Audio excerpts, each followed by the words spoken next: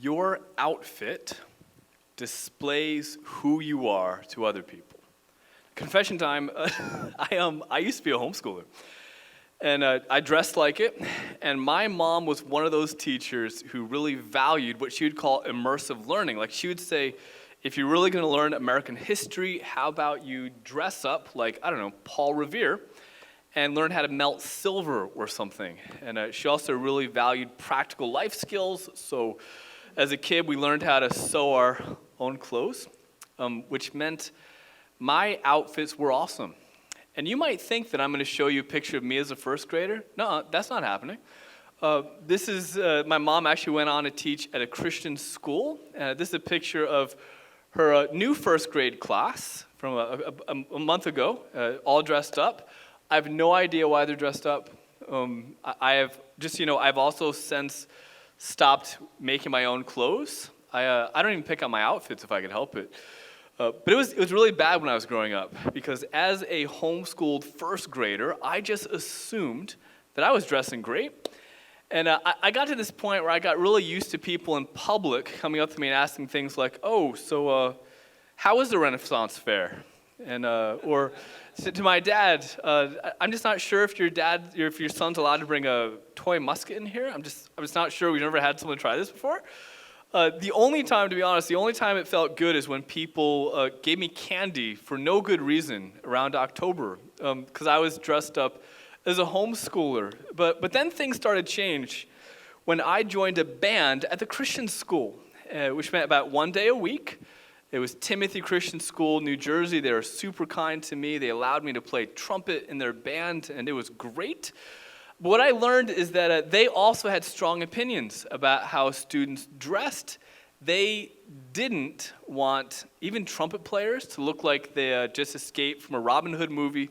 So they had a school uniform, and you could tell their outfits said who they were. All the Christian school kids dressed the same way, which is very different from homeschool kids. They didn't make their own clothes. They actually made me take off my powdered wig and put on khakis and a dark polo shirt. And I tried to be cool at the Christian school, but it didn't work. And then I'd go home and I'd play basketball at the playground with the kids from public school. And they, too, dressed different. They sort of had a uniform. Their outfits said who they were. And at the time, it was a fun time to be alive. Air Jordans were cool, like the pump-up things that were awesome, and baggy jeans were in. And I'm not going to show you pictures of that either, but there's a lot of bright neon colors going on. Like when I was a kid, it was easy to tell what school kids went to. You could tell just by looking at them. Their outfits told who they were. Christian school kids looked like they just walked out of a Land's End catalog. Public school kids look like, it's actually really funny to see pictures now, but they look like they're from the show Full House, I guess. And homeschoolers dressed like George Washington. It was great. But it's not just kids, right? Even now, you can tell who adults are based on how they're dressed.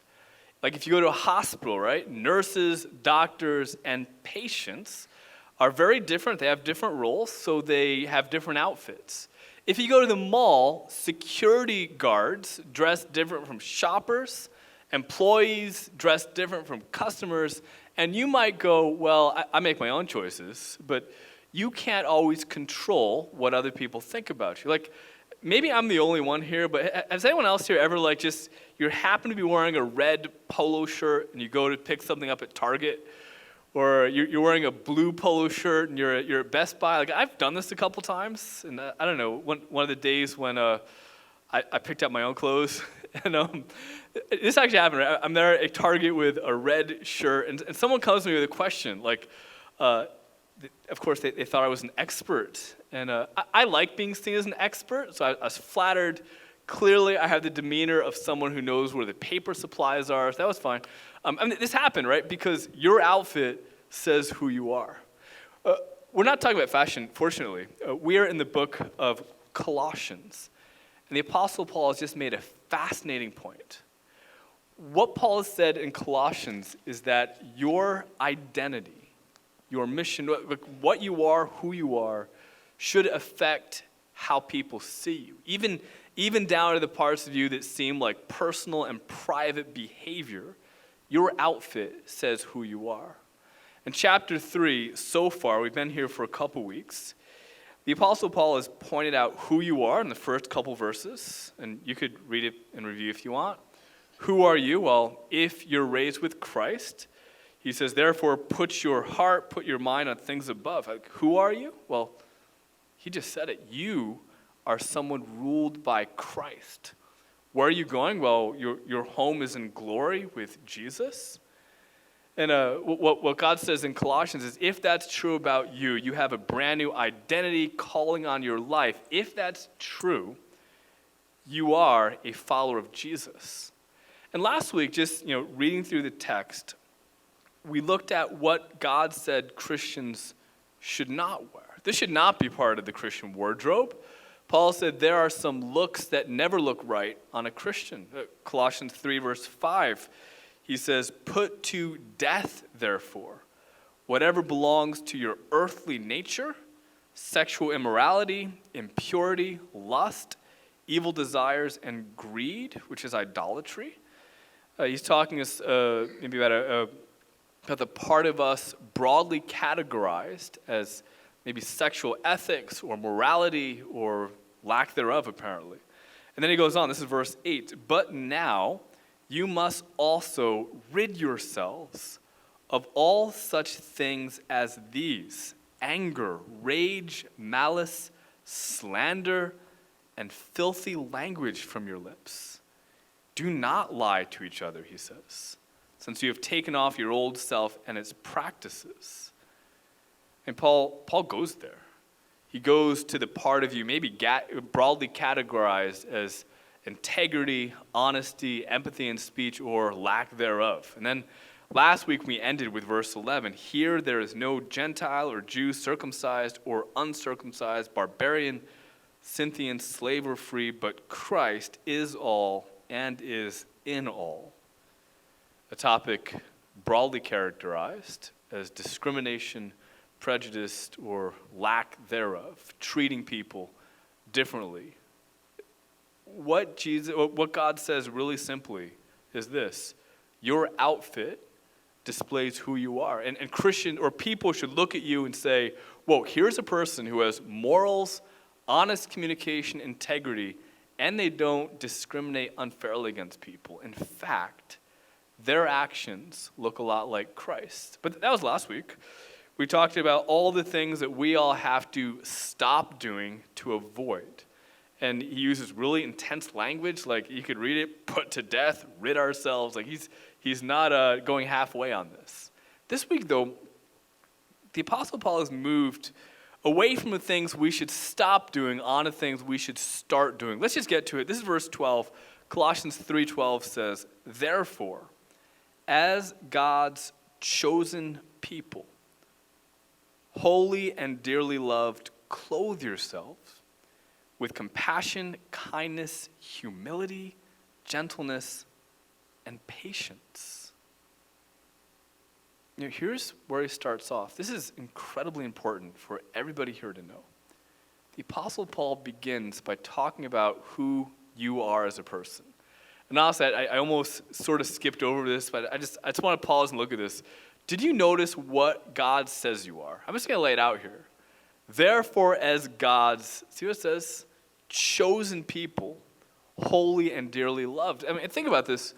Who are you? Do you know who you are as a Christian? You're chosen, you're holy, and you're dearly loved.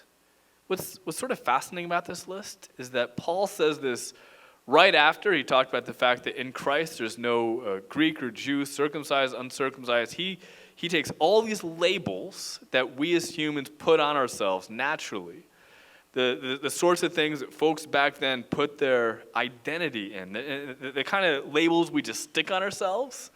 And I think there's a very human thing to do, and we put labels on ourselves, or other people put them on ourselves, and we look at the world, we look at ourselves based on those labels. It's actually hilarious when kids do this. Like, we could tell funny stories about kids who identify with certain things, like being picked first for sports or picked last for sports or whatever else. But we adults do the same thing. We put labels on ourselves, and we find our identity, we find our security in those labels. Like here's a label. You go, I'm a good dad. I'm an athlete. I have a career. I have a job. I'm healthy. I still got it. Like the problem, of course, is labels like that change, and it messes us all up, and it stresses us out when we don't really know who we are. So we go, well, who am I anyway? When I don't have the same group of friends, or when the kids move out, am I still a dad? Or if I lose my job, or if I lose my health, like what happens to who I am, my identity, when the label goes away? So lots of us either get overly competitive and defensive and we lash out at other people because we're insecure, our identity is under attack. Or lots of us like withdraw and we just get sad because we think we have to live up to this label that we think we have. And we put up walls to keep other people out because we don't really fit the label we think we should. I mean, think about it. We're all probably a little bit more insecure than we'd like to think. And it's almost like God is telling every Christian the same thing. It's going, look, forget about those labels for a second. That's not who you are.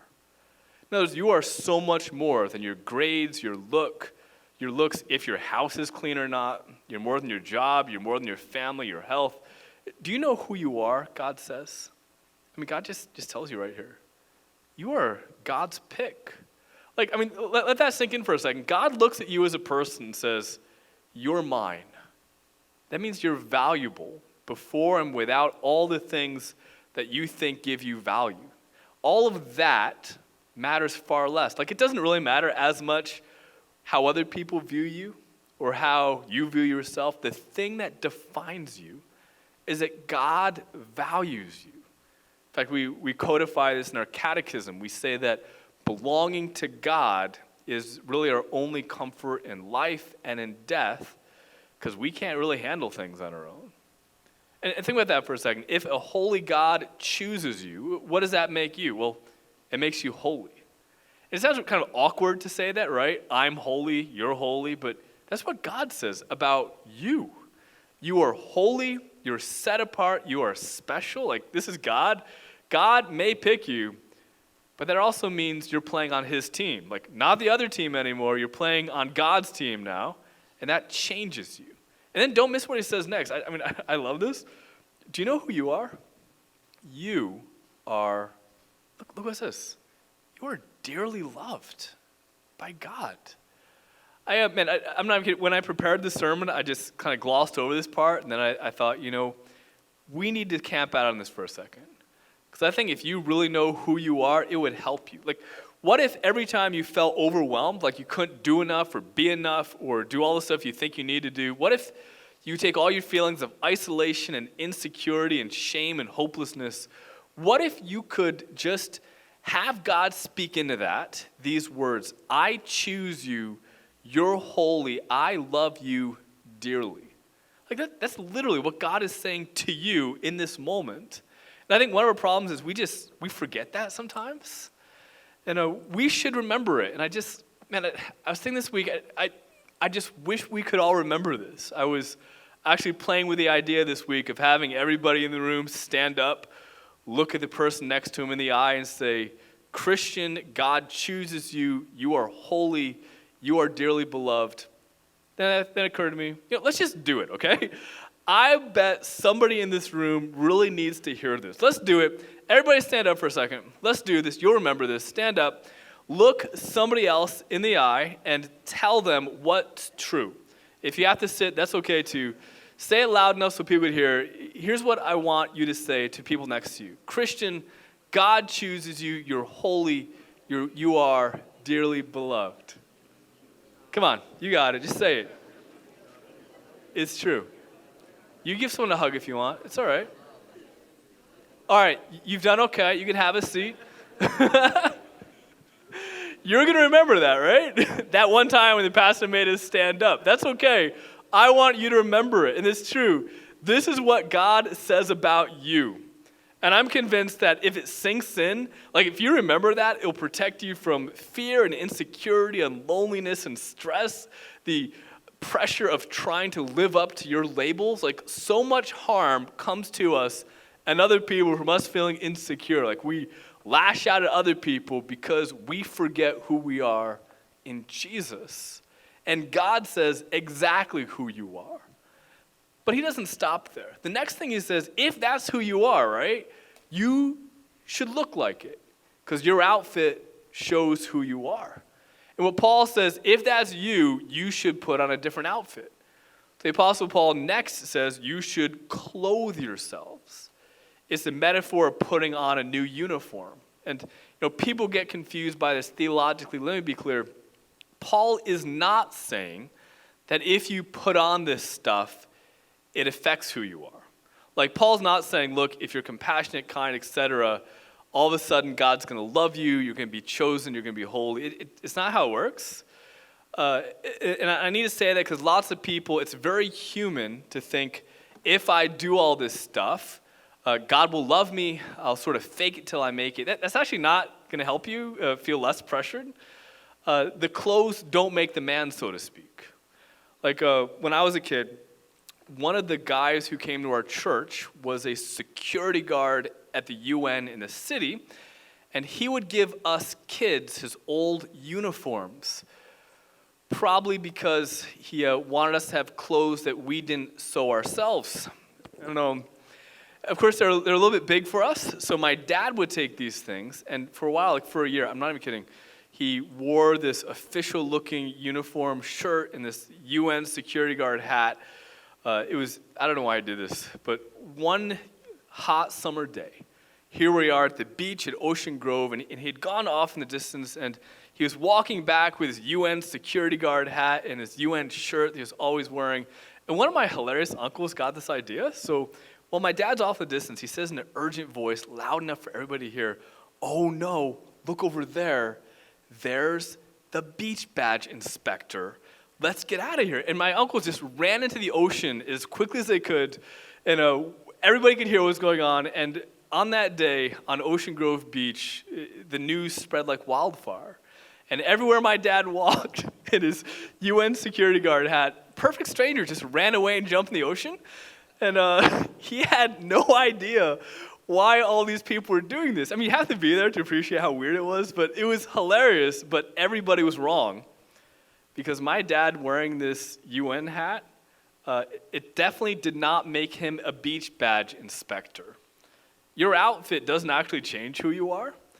And I'm really sorry to say this, but wearing an Aaron Judge jersey isn't going to make you hit home runs. Wearing an Eli Manning jersey, if you put it on, it's not going to make you miss throws or hold on to the ball too long. I'm sorry, Wearing scrubs doesn't make you a nurse. Wearing a doctor's coat doesn't magically make you learn more about medicine. You could probably get in trouble for impersonating a police officer. Here's the point. Look, looking like a Christian doesn't make God love you or choose you. It doesn't make you holy. In fact, the amazing grace that we celebrate is that God chooses you. He loves you right where you're at, not because of the way you act or the things you put on. The fact remains, though, is that your outfit still displays who you are.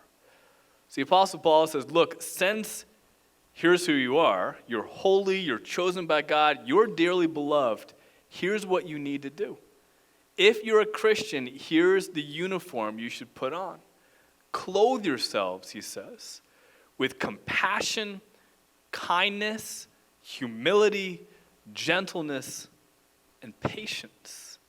What are these things? Let's talk through this. First thing he says, the first article of clothing in your wardrobe should be compassion. Some of your Bibles, some translations have the words compassionate hearts. Some of them have maybe a more literal translation, put on the bowels of mercy. In Greek, it refers to the stomach or the gut where emotions are thought to be coming from. It's like the Apostle Paul says, look, be compassionate in your gut, down your core. And you should know that when Paul was writing this wasn't normal. In the ancient world before Christ, the world was fairly merciless. The handicapped, the elderly, the mentally ill, kids, women they were not recipients of mercy. And Christianity started to change that to bring compassion. And it still does. One ancient historian said it's probably not too much to say that anything that has been done for the elderly, sick, weak in body or mind, for animals, for children, for women, the historian says, has been done or started under the influence of Christianity. Like if you study the history of hospitals or orphanages, old folks' homes, if you look at the history of caring for the mentally ill, the fight against slavery or injustice, when it starts, you'll find Christians clothed with compassion, putting in a lot of hard work to show God's love to those who need mercy. And I think it should still be like that. I was thinking about this the other day. I was meeting one of you for coffee somewhere, and while I was waiting, a gentleman came through this narrow door, and he was mad. And he was mad because he just had surgery. And I didn't ask details, but I could kind of tell it looked like he had a leg amputated or something. And it seemed like for the first time he's middle-aged, for the first time in his life, he was handicapped.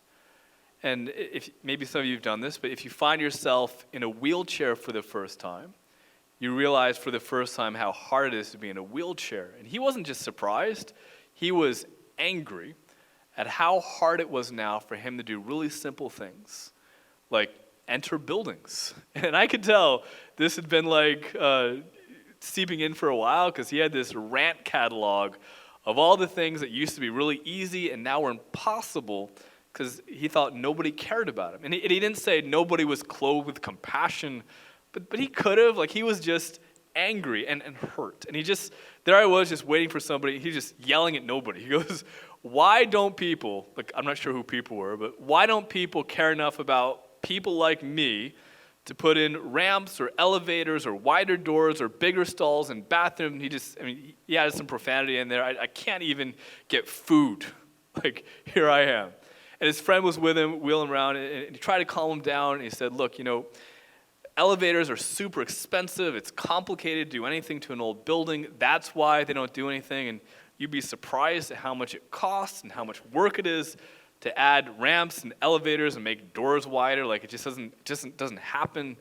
And the guy in the wheelchair didn't really care. Like, he said, I get that it's expensive and it's a lot of work. But then he said, what you're telling me is people don't think I'm worth that inconvenience and high price. And then I'm just sitting there, and he storms out about as angrily and as quickly as you possibly can in a big wheelchair through a narrow door.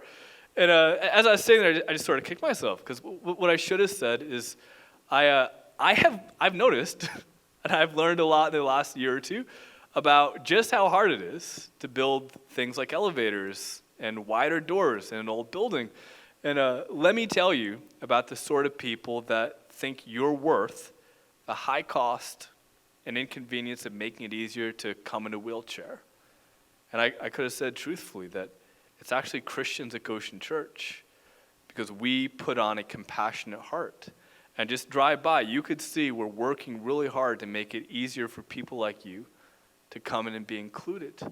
Why? Because our outfit should display who we are. So even if it's expensive and a lot of hard work, we show compassion. That's just the first item of clothing Paul lists. The second one is simply the word kindness. Kindness. Not a naturally rewarded thing in human relationships. It's listed in Galatians as one of the fruits of the Spirit, which implies that it's something that God does in people's hearts. It actually is something that God has. Romans says it is God's kindness that leads us to repentance. I think what Paul's doing is he's, again, calling out believers to reflect the kindness that we've all received from God and show it to other people. The third garment we're to put on is the garment of humility, which is maybe one of the most interesting words in this list. In Greek, it's almost always an insult. It has this connotation of being weak, feeble, or Being humble or being humbled was a bit of an insult. The gospel did something interesting. It took this word of insult and celebrated it. The word is used of Jesus Christ humbling himself on a cross. Or you may know the words of Jesus, who invites his followers to learn from him in Matthew 11, as he is humble in heart.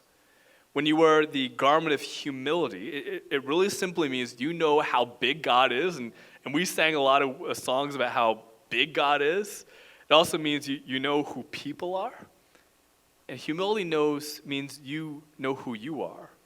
And you don't confuse those categories. Put on humility. The fourth category is gentleness. And I'll just point out behind gentleness is strength. Gentleness in the Bible has this idea that if you're a gentle person, you're in control.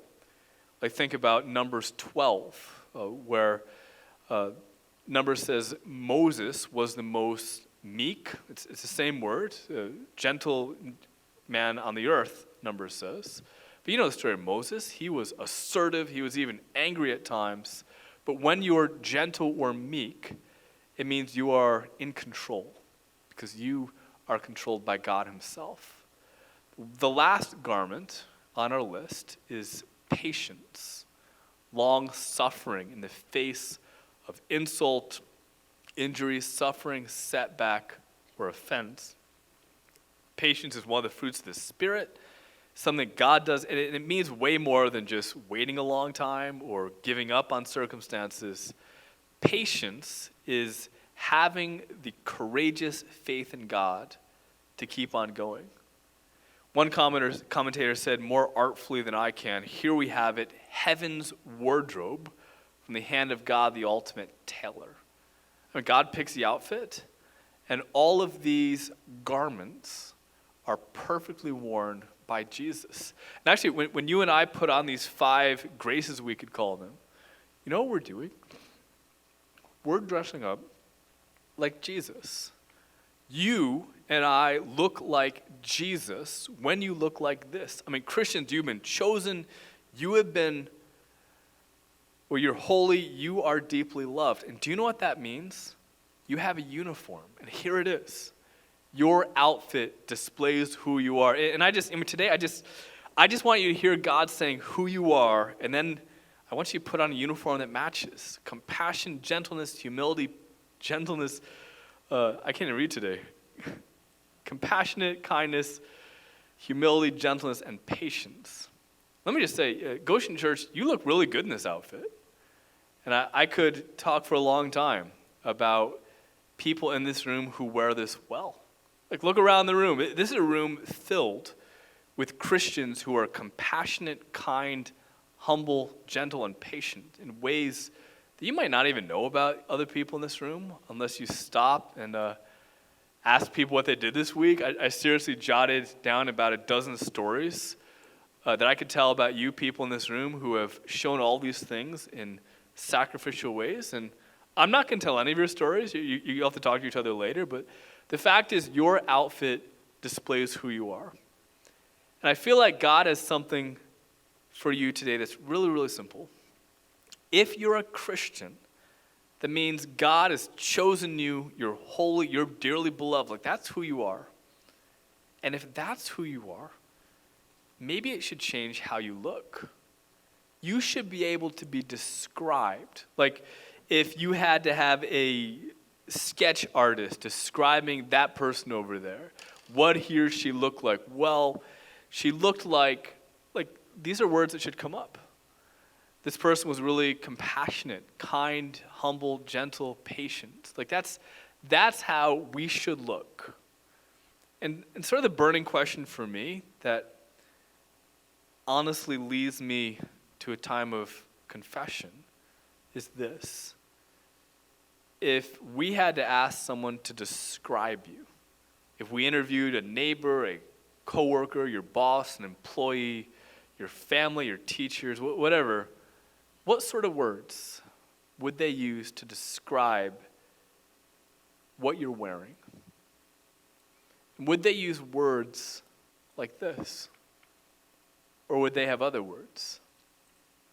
And if they're not words like this, if your outfit isn't really displaying who you are, where would you begin to start doing things differently for that to start changing?